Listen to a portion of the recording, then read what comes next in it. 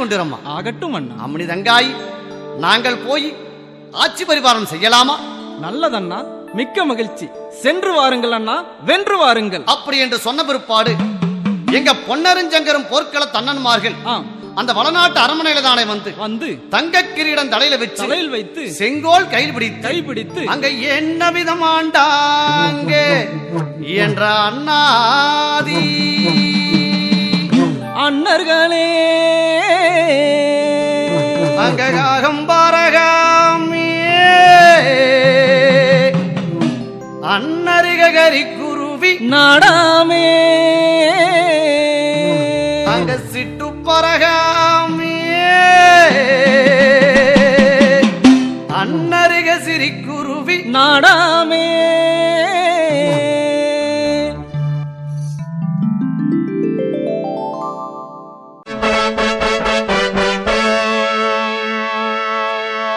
எங்க அண்ணமார்கதானே அங்க தங்க கிரீடம் தலையில வச்சு செங்கோல் கைப்பிடித்து அங்க என்ன விதமாண்டாங்க என்ற அண்ணாதி அண்ணர்களே அந்த பொன்னி வளநாடு புகழ் பெரிய சீமை ஆனாடு கோனாடு அழகு பொன்னி வளநாடே தன்னானே நான் அண்ணனே நான் அண்ணனே நானே நன்னே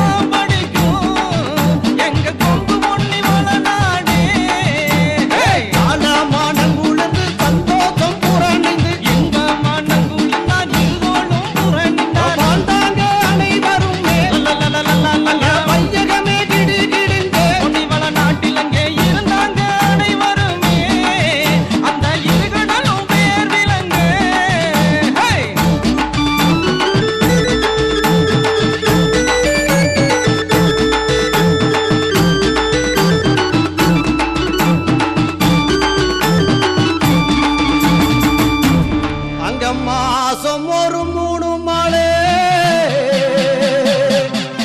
அங்க வருடம் ஒருகள் மாறி வருடம் ஒரு கல்மாரி இப்படி அண்ணனுடைய ஆட்சியில சார் மாசம் ஒரு 3 மழை வருடம் ஒரு கல்மாரி பெஞ்சா நாடு எப்படி இங்க இருக்கு? நாடு எப்படி இருக்குமா? நாடு நல்லா இருக்கு. நாட்டு மக்கள் எந்த குறையும் இல்லாம சந்தோஷமா இருப்பாங்க.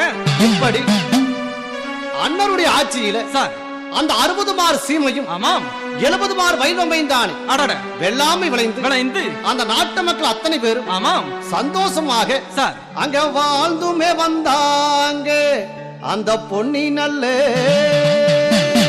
நாட்டினிலே. இந்த நேரத்திலே மேநாட்டில தானே சார் தலைவர் காளிப்படைகளும் அண்ணன்மார்களுடைய பங்கும் பங்காளிகளும் தானே ஒன்று சேர்ந்து கொண்டு இப்படி வேங்கனையும் வெட்டி நாகனையும் சஞ்சாரம் செய்து வீரதங்காளுக்குரிய அந்த பச்சை கிளியத்தானே அண்ணன்மார்கள் அவருடைய தங்கைக்கு வேட்டையாடி பிடித்துக் கொண்டு போய் விட்டார்கள் அல்லவா? ஓஹோ, அவர்களை நாம் சும்மா விடக்கூடாது. அவர்களுடைய நாட்டிலே வெள்ளாமை அழித்து அழிமாட்டம் செய்ய வேண்டும் என்று சொல்லி யாரை ஏவி விட்டார்கள் தெரியுமா? யாரை ஏவி விட்டாங்க? தலையூர் நாச்சிமடையில படுத்தக்கூடிய சட்டமறையின் சங்கவல்ல கொம்பன் வேப்பலப்பன்று வெந்தமூச்சி கொம்பன் அல்லமறையின் அடிவயிறு வெள்ளை 4 கால் படை நடுத்தலை சுட்டி 60 அடி நீளம் 70 அடி உயரமுள்ள கொம்பனை ஏவி விட்டார்கள். அப்படியா? காதைத்தானே பட்டப்பட்டான் அடித்து விட்டாறு மயிறு சிலும்பி 2 வாழ முறுக்கி விட்டு தன்னை வளர்த்து ஆளாக்கி வீரதங்கால் இடத்துல விடைபெற்று செல்ல வேண்டும் என்று சொல்லி அந்த கொம்பனாகப்பட்டது வீரதங்க அரண்மனைக்குத்தானே வந்து அந்த வீரதங்காலைத்தானே கண்டழகண்டு அங்க என்ன விதம் சொல்லுதம்மா அந்த சட்டமறையின் சங்குவல்ல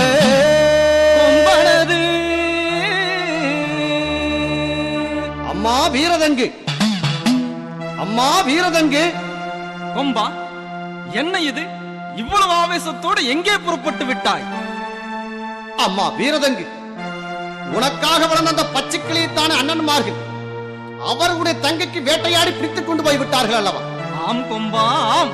அவர்களை நான் சும்மா விட மாட்டேன். அந்த பொன்னர் சங்கரத்தானை குத்தி கூர்மாலை போட்டு குடல் உருவி ரணமாலை போட்டுத்தானே சார் அவர்களுடைய தங்கை அருக்காணியத்தானே கொண்டு வந்து உனக்கு அடிமையாக சேர்க்கிறேன் அம்மா. கொம்பா, என் மீது கொண்ட அன்பின் காரணமாக நீ இப்படியெல்லாம் பேசுகிறாயப்பா. அந்த வேங்கனையும் வெட்டி அந்த நாகனையும் சஞ்சாரம் செய்து எனக்குண்டான அந்த பச்சைக்கிளை அண்ணன்மார்கள் பிடித்து சென்று விட்டார்கள் அப்பா. அப்படிப்பட்ட பலம் பொருந்தி அவர்களோடு போராடப் போகிறாய் என்கிறாய். உனக்கு அந்த போரில் ஏதாவது ஆகிவிட்டால் என்னால் தாங்க முடியாது கொம்பா, தாங்க முடியாது. அம்மா வீரதங்கு, என்னைத்தானே கருங்காளியம்மன் கோயில பால் தெளிச்சு விட்ட நாளையில இருந்து 60 அடி நீளம் 70 அடி உயரமுள்ள கொம்பனாக வளர்ந்திருக்கிறேன் அம்மா. அம்மா வீரதங்கு, கவலைப்படாது. அந்த பொன்னர் சங்கரை என்னை எதிர்த்து எதுவும் செய்துவிட முடியாது. அம்மா வீரதங்கு, கருங்காளியம்மன் கோயில பொங்க வைக்கிற நாள் என்று கனவு கேட்டு நான் திரும்பி வந்து விடுகிறேன் அம்மா. அப்படி என்று சொல்லிவிட்டு அந்த கொம்பனாகப்பட்டதுதானே அந்த பொன்னர் சங்கர் நாடு தேடி அந்த வளநாடு தேடி என்ன விதம் வருகிறதம்மா அந்த சட்டமறையின் சங்குவல்லே கொம்பனது.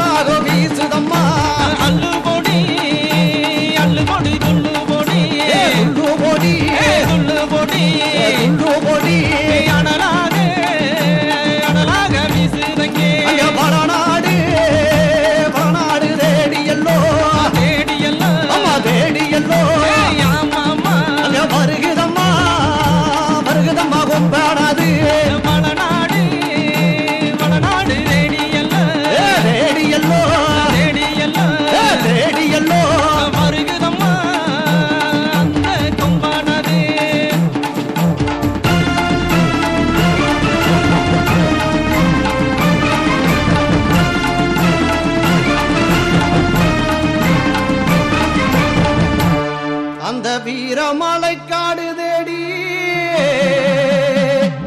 அங்க வேகமாக வருகிறதம்மா வேகமாக.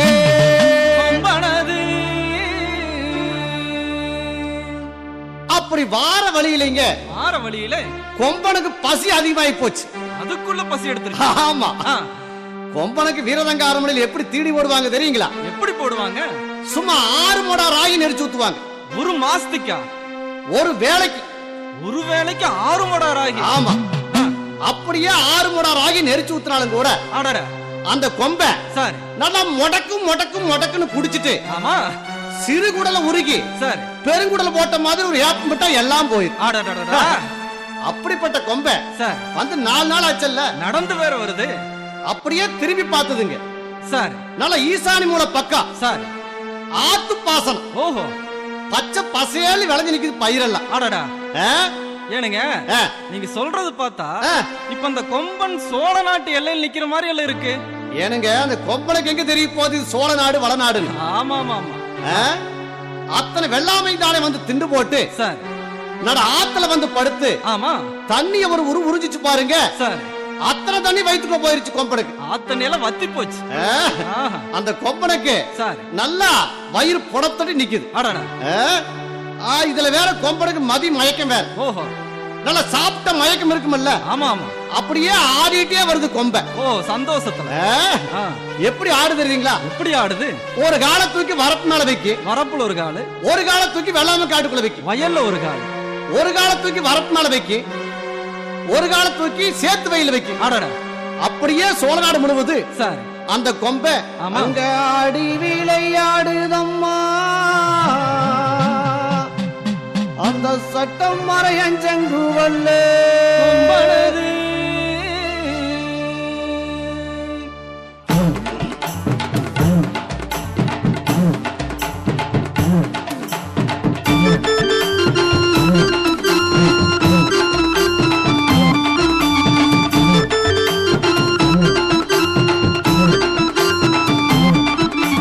விளைஞ்சதொரு வெள்ளாமைய சாமி வெகு சேதம் செய்யுதம்மா அமைஞ்சதொரு வெள்ளாமைய சாமி அழிமாட்டம் செய்யுதம்மா. அங்கே விளைஞ்ச ஒரு வெள்ளாமையே அம்மா வெகு சேதம் செய்யுதம்மா. அங்கு அமைஞ்ச ஒரு வெள்ளாமையே கொம்பாளி மாட்டம் செய்யுதம்மா.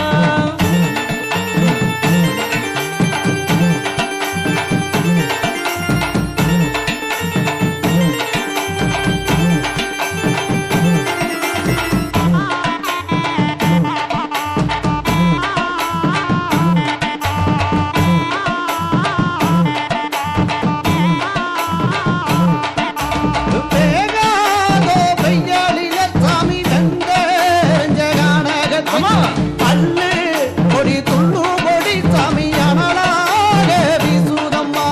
வேகாத வெய்யலிலே அம்மா வெந்தெறிஞ்ச கானகத்தே அள்ளு பொடி துள்ளு பொடி அம்மாளி மாட்டம் செய்யுதம்மா.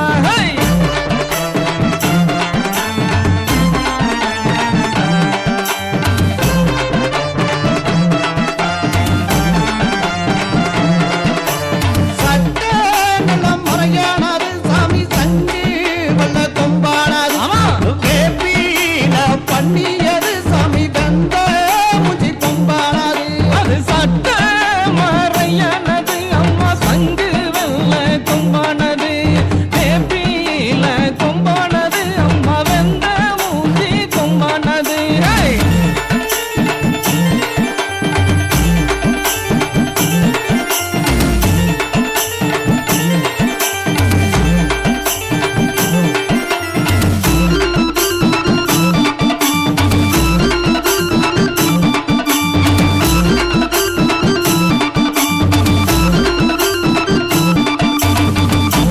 அந்த சட்ட மறையன் சங்கு வெள்ள கொம்ப வேப்பள பன்றி வெந்த மூஞ்சி கொம்ப அல்ல மறையன் அடிவயிறு வெள்ளை நாடுகால் பாடை நடுத்தலை சுட்டி 60 அடி நீளம் ஓஹோ. 70 அடி உயரமுள்ள கொம்பனாகப்பட்டது. ஆமாம். அங்க ஆடி விளையாடுதம்மா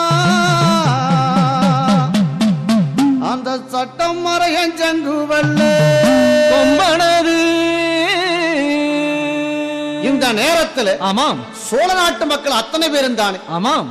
அந்த கொம்பனைத்தானே கண்ணல கண்டு கண்ணல கண்டு அத்தனை வெல்வெடிகளையும் போட்டார்கள். அடடா. ஆனால் அந்த கொம்பனை கொல்லவே முடியவில்லை. ஆமா. இந்த நேரத்திலே அந்த சோழ நாட்டு மக்கள் அத்தனை பேர் அங்க என்ன செய்வதென்று தெரியாம ஆமா. சோழ மன்னன் இடத்துல தானே வந்து முறையிடுகிற பொழுது ஆமாம். அந்த சோழ மன்னன் தானே மந்திரி பிரதானிகளை அழைத்தார் சோழ மன்னன். அமைச்சரே, மன்னா, அரண்மனை வாசலிலே என்ன இது கூட்டம்? ஏன் இப்படி நாட்டு மக்கள் எல்லாம் ஒன்று திரண்டு இங்கு வந்துள்ளனர்? மன்னா, சொல்லுங்கள் அமைச்சரே. நமது சோழ நாட்டு எல்லையிலே ஒரு 60 அடி நீளம், ஓஹோ, 70 அடி உயரமுள்ள கொம்பனாகப்பட்டது அப்படியா? நமது நாட்டை எல்லாம் அழிமாட்டம் செய்து கொண்டிருக்கிறதா? அமைச்சரே, மன்னா, அந்த கொம்பனை குத்தி கூறு வைத்திருக்க வேண்டியதானே? மன்னிக்க வேண்டும் மன்னா. என்ன சொல்கிறீர் அமைச்சரே? இப்படிப்பட்ட கொம்பனை கொல்லும் அளவிற்கு நமது நாட்டிலே வாழ் வீரர்கள் யாரும் இல்லை மன்னா. அமைச்சரே, மன்னா, இப்படி சொல்வதற்கு வெட்கமாக இல்லை. ஒரு கொம்பனை குத்தி கொல்லக்கூடிய அளவுக்கு சோழ நாட்டிலே வீரர்களுக்கு பஞ்சம் வந்து விட்டதா மன்னா? அப்படி என்றால் அந்த கொம்பனை எப்படித்தான் அமைச்சரை அழிப்பது? மன்னா, நமது பக்கத்து நாட்டு இளவரசர்கள் பொன்னர் சங்கர் வாழ் வீரர்கள். ஓஹோ, அப்படியா? அவர்களை அழைத்து வந்தால் இந்த பன்றியை குத்திவிடலாம் மன்னா. நல்ல யோசனை அமைச்சரே. ஆனாலும் பொன்னிவள நாட்டு பொன்னர் சங்கரை நாம் இங்கே எப்படி வரவழைப்பது? மன்னா, பொன்னர் சங்கருடைய அப்பாறையில் இருந்த காலகட்டம் வரைக்கும் நமக்கு ஆண்டுதோறும் தவறாமல் கப்பம் செலுத்தியிருக்கிறார். ஆனால் இவர்கள் ஆண்டு வருகின்ற 12 ஆண்டு காலமாக நமக்கு எந்த கப்பம் செலுத்தவில்லை மன்னா. அப்படியா? மன்னா, நீங்க உடனே ஓலை எழுதினால் சரி, அவர்கள் கப்பம் செலுத்த வருவார்கள் மன்னா. நல்லது அமைச்சரே. அப்பொழுது அவர்களை கொண்டு இந்த பன்றை குத்திவிடலாம் மன்னா. நல்லது அமைச்சரே. ஆனாலும் கப்பம் செலுத்த வரக்கூடிய பொன்னர் சங்கரை கொம்பனை குத்திக் கொள்ள சொல்லி நாம் ஆணையிட்டால் அதை அவர்கள் ஏற்றுக்கொள்வார் அமைச்சரே? மன்னா, அதற்கும் வழி இருக்கிறது மன்னா. சொல்லுங்கள் அமைச்சரே, சீக்கிரம் சொல்லுங்கள். கப்பம் செலுத்த வருகின்ற பொன்னர் சங்கரை நாம் சூழ்ச்சி செய்து சிறையிலே அடைத்தால் அவர்கள் நமது அதிகாரத்துக்கு பயந்து அந்த கொம்பனை கொள்ள சம்மதிப்பார்கள் மன்னா. நல்லது அமைச்சரே, நல்லது. யார் அங்கே? உடனடியாக பொன்னிவள நாட்டு பொன்னர் சங்கருக்கு ஓலை தயாராகட்டும். அங்க ஓலை எழுதினாரே, அங்க ஒரு செய்தி சொன்னாரே, ஒரு செய்தி. சோழ மண்ணு அங்க சீட்டி எழுதினாரே, அங்க செய்தியத்தான் சொன்னாரே, செய்தியத்தான். சோழ மண்ணு சோழமன்னன் எழுதி கொடுத்த ஓலையை வாங்கிக் கொண்டு அந்த சேவகனாகப்பட்டவன் ஆமாம் அந்த வளநாடு தேடி அந்த பொன்னர் சங்கரைத்தானே தேடி அந்த வளநாட்டு அரண்மனைக்குத்தானே வந்துமே நின்னானே அந்த சேவகனது சமையோ வெகு விரச. இந்த நேரத்தில் எங்க அண்ணமாருகதான் வளநாட்டு அரண்மனையில் பகட விளையாடும் பன்னாங்க சாவி, ஏடு விளையாடும் எழுத்துவர்ண சாவடி, தட்டுட்டு மேஞ்சிருக்கும் தருமதுரை ஆசாரத்தினையில பெரியாண்டவர் பொன்னரும் அரியாசனத்திலே அமர்ந்திருக்கிறார். இந்த நேரத்தில் பில்லுட்டு மேஞ்சிருக்கும் பிளிமுகத்து ஆசார திண்ணையில சின்னாண்டவர் சங்கர் அத்தபிள்ளை மைத்தனரோடு பாடபகடை விளையாண்டு கொண்டிருக்கிறார். சேவகனாகப்பட்டவன் தானே அந்த பொன்னரைத்தானே கண்ணல கண்டு அந்த ஓலையைத்தானே கொடுக்கிற பொழுது இங்க பொன்னராகப்பட்டவர் அந்த ஓலையை வாங்கி படித்து பார்த்து விட்டு அங்க வீரமலை சாமுங்களை தான் பொன்னர். அப்பா வீரமலை சாம்புகா, உத்தரவிடுங்கள் மன்னா. நமது அப்பாறையில் இருந்த காலகட்டத்தில் சேரர் சோழர் பாண்டியர் வேந்தர்களுக்கு தான் சொல்லுங்கள் மன்னா நீதியை சொல்லி பாகத்தை பகிர்ந்து கொடுத்திருக்கிறார் நமது அப்பாறையன். அதற்காக நாம் ஆண்டு வருகின்ற இந்த நாட்டை அவர்கள் தானமாக கொடுத்திருக்கிறார்கள் போல தெரிகிறது. மிக சரியாக சொன்னீர்கள் மன்னா. அதற்காக நமது அப்பாறையில் இருந்த காலகட்டம் வரைக்கும் அவர்களுக்கு பால் பசி ஆட்டுவது போல வருடத்திற்கு ஒரு முறை கன்னி கரிக்கோட்டை கட்டிருப்ப தயிர் முட்டி கட்டி இருசால் பணத்தை கப்பமாக செலுத்திருக்கிறார் நமது அப்பாறையன். ஆனால் நாம் ஆண்டு வருகின்ற அந்த 12 ஆண்டு காலமாக சொல்லுங்கள் மன்னா எந்த கப்பம் செலுத்தவில்லை என்று சொல்லி சார் சோழமன்னன் ஓலை எழுதியிருக்கிறார் அப்பா. அப்படியா மன்னா? அப்படி என்றால் இதுவரை செலுத்தாத கப்பத்தை எல்லாம் இப்பொழுது நாம் உடனடியாக செலுத்தி விடுவோம் மன்னா. அப்படியா அப்பா வீரமலை சாம்பகா? சொல்லுங்கள் மன்னா. நான் உடனே சோழ நாடு சென்று அந்த கப்பத்தை செலுத்தி விட்டு வருகிறேன் அப்பா. நல்லது மன்னா, இப்பொழுதே புறப்படுங்கள். ஆனால் நான் திரும்பி வரும் வரைக்கும் எனது தம்பி கோடகிரி சங்கரத்தில் சேதி சொல்ல வேண்டாம் அப்பா. நல்லது மன்னா. அப்படி என்று சொல்லிவிட்டு எங்க ஒன்னராகப்பட்டவர் தானே அங்க கன்னிகரி கோட்டை கட்டிருப்ப தயிர் முட்டி கட்டி இருசால் பணத்தை தானே அந்த குதிரை மேல போட்டுக்கொண்டு சோழ நாடு தேடி என்ன விதம் வாராரே அந்த பொன்னருது சமையோ வெகு விரச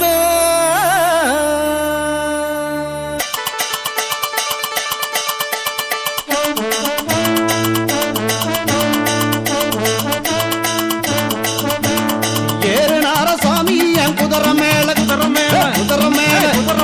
எடுத்தடிச்சார் அண்ணே பொன் சமுக்கு ஏறு நாறு சாமி குதிரை மேல எடுத்தடிச்சார் அண்ணன் பொன் சவுக்கு ஏய் சாடுனாரே அண்ணே குதிரையிலே சாத்தடிச்சார் அண்ணே பொன் சமுக்கு சாடுனாறு சாமி குதிரையில சாத்தடிச்சார் அண்ணன் பொன் சவுக்கு